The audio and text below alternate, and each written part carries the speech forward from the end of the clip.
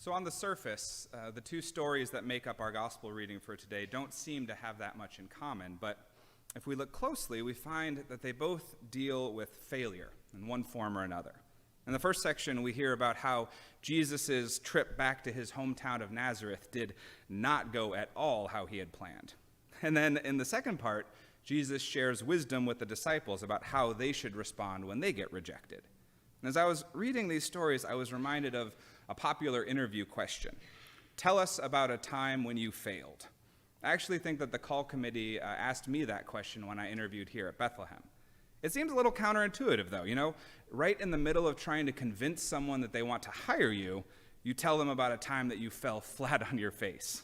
Especially given the obsession that our society has with victory and being the biggest and best and every other superlative you can think of. But despite all of that, there's not a single one of us who hasn't experienced failure at some point in our lives.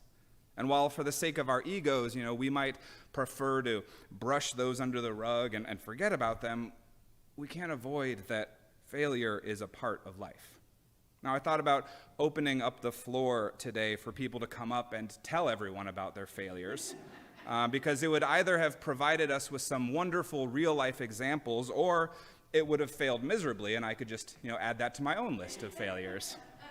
But, COVID restrictions, we're still trying to keep the service short, so I decided I would tell you one of my own stories. It was back in 2013 when I was moving from Washington, D.C. to Chicago for seminary. I was driving a U-Haul truck for the first time by myself for the nearly 700-mile journey. Now, that was my first blunder. I definitely should have found a co-pilot to go with me. My plan was to do the drive in 2 days, but for some unfathomable reason, I thought that I was going to make it all the way to South Bend, Indiana on my first day. Or, if not South Bend, then at least Dayton, Ohio. In reality, I barely made it to Pittsburgh.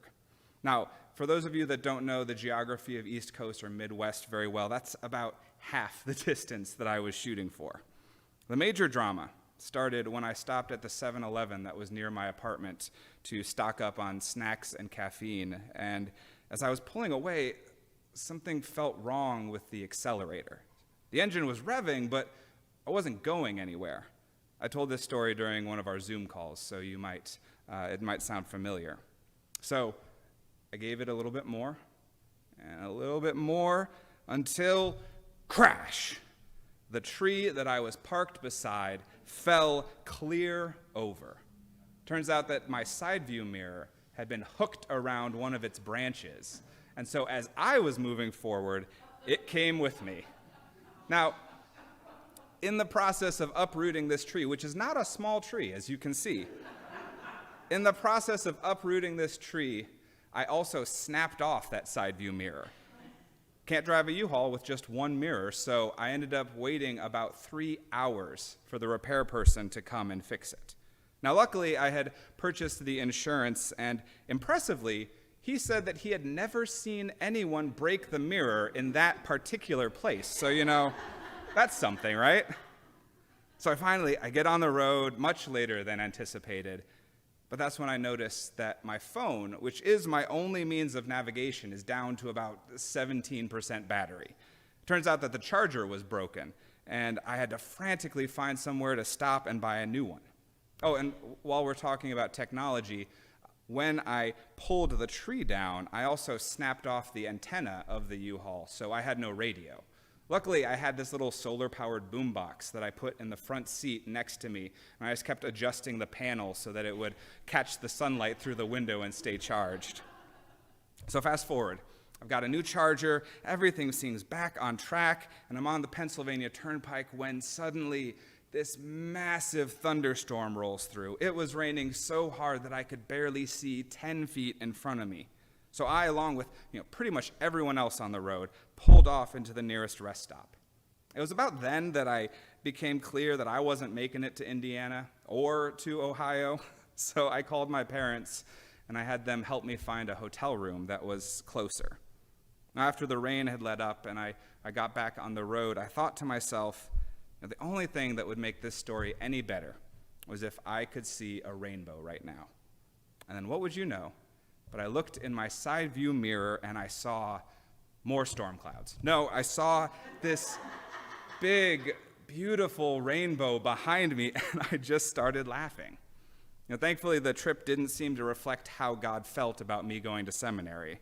And while I can laugh about it now, at the time, it felt like one failure after another. But stopping to think about it, there were quite a few successes mixed in there as well. I mean, for one, I still made it to Chicago in 2 days. It was just slightly differently configured than I anticipated. And despite all of the setbacks, all of the ways that I had messed up and I was unprepared, I never gave up.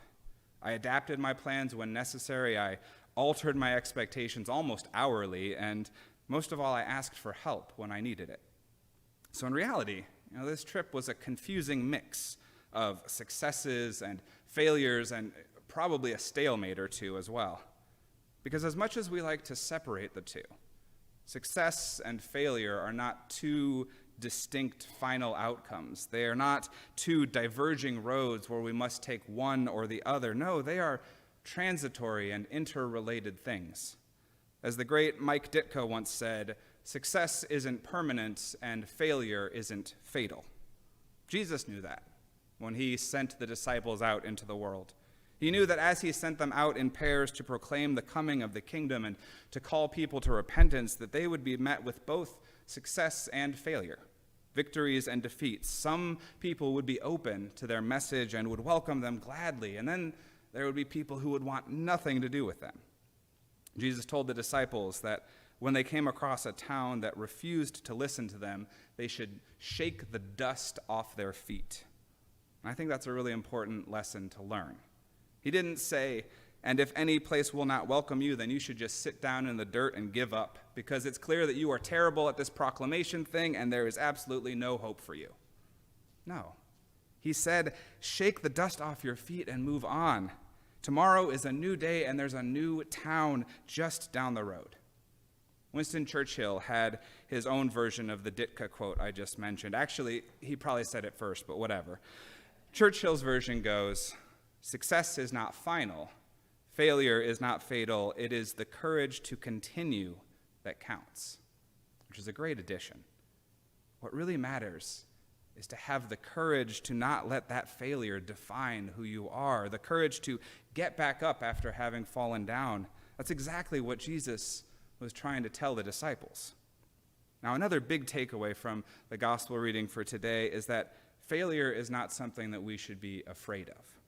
I think that many of us have an unhealthy fear of failure, and here I'm speaking directly to myself. I hate failing at things. In many ways, society has taught us that failure should be avoided at all costs. I think about how often I've heard someone say, failure is not an option, but that's just not true. I mean, look at how the journey to Nazareth went. Even Jesus failed, and if he couldn't avoid it, what chance is there for the rest of us? Now, if you'll recall from a few weeks ago, his past trip to Nazareth didn't go that well either. That was the one where his family came out and tried to restrain him because people were calling him crazy and that he was possessed by a demon, and it resulted in that dramatic, "Who is my mother?" scene. Your typical Thanksgiving dinner type of scenario. Since then, he had been all around the countryside, preaching and teaching, healing and performing miracles, and his reputation and his fame had continued to grow. So maybe he was thinking, this time might be different. Maybe the people of Nazareth just needed a little time to adjust to the fact that one of their own was the Son of God. Or maybe they just needed a little more proof. And now that he was more established, they might welcome him with open arms. Sadly, that was not the case. Rather than amazement and celebration, Jesus was met with scorn and disbelief. Who does this guy think he is? Isn't that Joseph's kid? Who is he to be telling us anything? They took offense at Jesus, and they rejected him. He failed to reach them. He failed to connect with them, and as a result, he was unable to do any great deed of power. Not exactly the triumphant homecoming I'm sure he was hoping for. Failure is not something that we tend to associate with Jesus all that much. He's always outwitting the Pharisees and dropping truth bombs that cause people to turn their lives around and walking on water and calming storms and feeding multitudes. How can the Son of Man fail at anything? But remember, one of the reasons that God became human in Jesus was to experience everything about the human condition firsthand. And what's more universal to the human experience than failure? I'm sure that Jesus hoped for a different outcome on his trip back to Nazareth, but the possibility that it would have been an epic fail had to have crossed his mind. And yet, that didn't deter him from going. His fear of a repeat experience did not stand in the way of his mission of proclaiming that message to all people, nor should it deter us as we go about our respective callings in the world.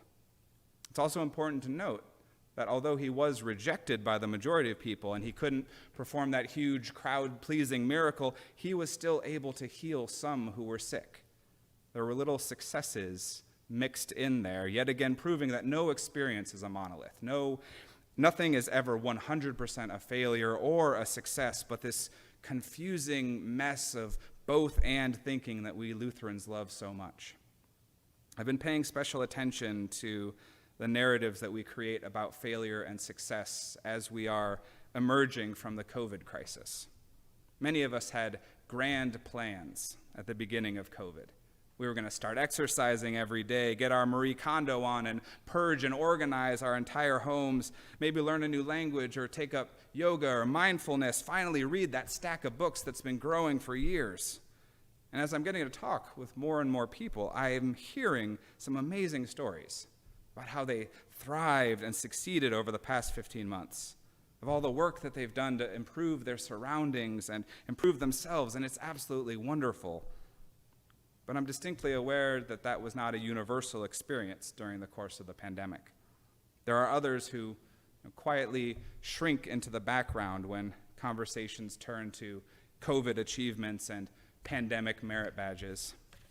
Those who had grand hopes, who didn't quite pan out as planned, the goals that just didn't come to fruition, and that might feel like a failure, especially when compared to some of the successes that other people are sharing. And what's probably more true is that you feel a bit of both. There were some ways that you succeeded and some ways that you didn't, because isn't that how life always goes? And if you didn't succeed at quite as many things as you would have liked to, that's okay. Because first of all, simply making it through all of the hardships that the past year plus has held is an amazing success. As for the things that we may have failed to do, the beautiful thing about failure is that it gives us an opportunity to do better the next time, to shake the dust off our feet and forge ahead to that next town that awaits us on the horizon. Successes and failures, they will come and go. They are not permanent, nor are they fatal. When it comes down to it, what really matters is how we respond to them, that we don't let that fear of failure paralyze us. And yes, there will be plenty of stumbles and blunders and mess-ups along that road, but Jesus will be there to walk it with us through all of those highs and lows, to celebrate our successes, to console us in our failures, and to help us channel our inner Taylor Swift when we need to shake it off. Amen.